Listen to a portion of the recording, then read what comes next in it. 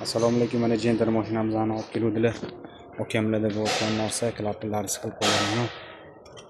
Mana klaplariga kirmayapti, ko'rayotganingizda.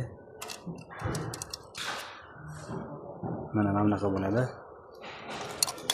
Mana ketyapti. Mana bu yo'llarga kirmayapti, ko'rayotganingizda.